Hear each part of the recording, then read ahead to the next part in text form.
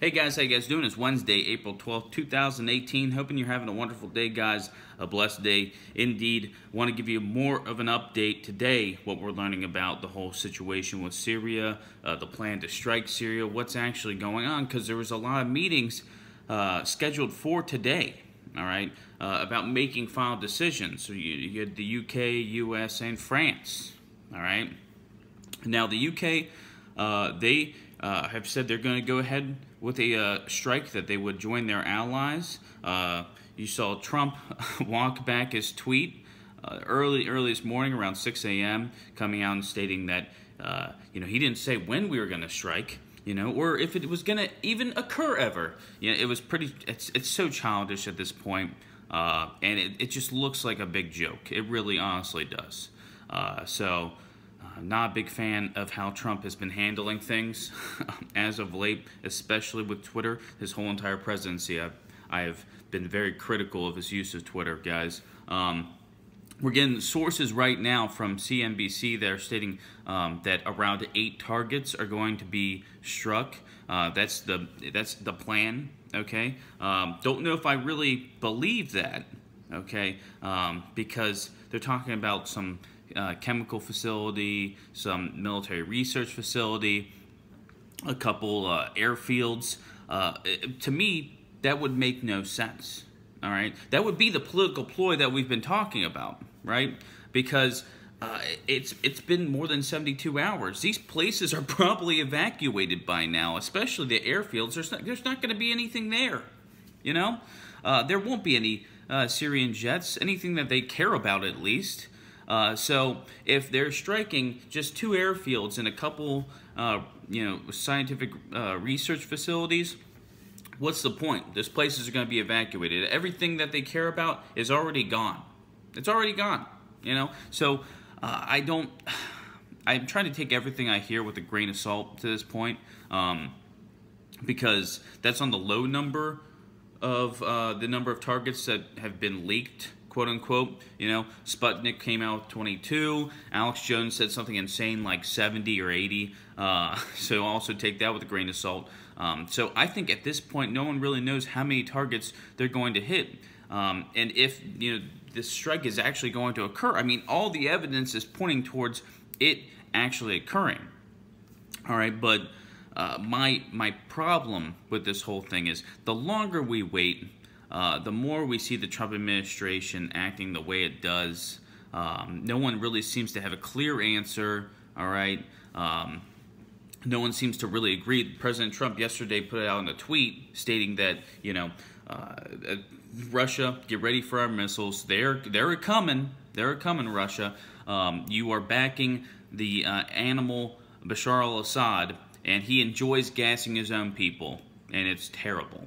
And then you hear yesterday and today, General Mattis coming out, and when asked about, hey, was this chemical weapons attack, was this Assad?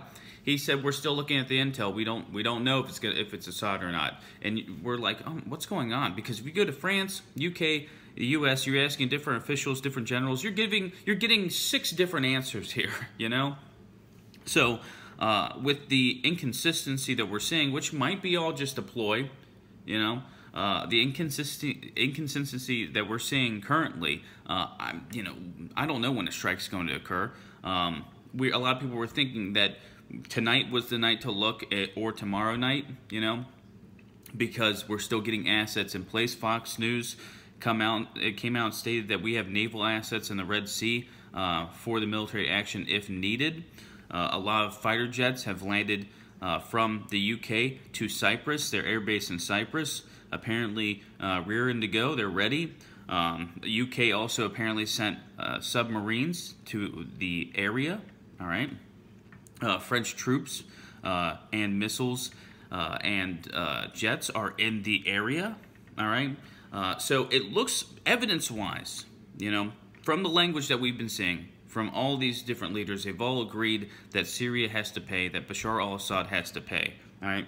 And then the military movement, with that, all points to a military strike, all right? The biggest problems and what people are, rightfully so, they're a little skeptical, is because so much time has gone by, You know, unless you have a massive major offensive against Bashar al-Assad and the Syrian army, you know, you're hitting empty places, and at that point it becomes a political ploy, just like last year's. You know, at that point, you know, all of this was basically for nothing. It just wasted taxpayer dollars. Okay, the U.S.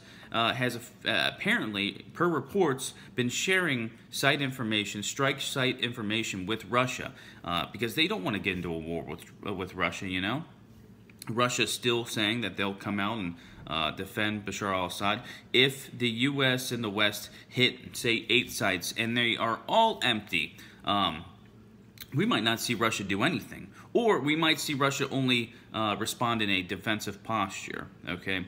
I'm thinking more and more that we're not going to see Russia respond unless, you know, Russian lives are put at risk. But the U.S. might be picking these empty facilities because of, you know, they look good because they struck 8 sites, but at the same time they did nothing to Russia and really nothing to the Syrian regime. So I think that's where we might stand at this point. I mean, I was really thinking that maybe a major offensive, because the amount of time that was coming, you know, that was going by, I was like, you know, unless it's a political ploy, which now I'm thinking, I'm leaning a little bit more towards the political ploy, you know, unless it's a political ploy, you know, this, you know, there's going to be a pretty major offensive. It's not, if it's not, you know, what's the point?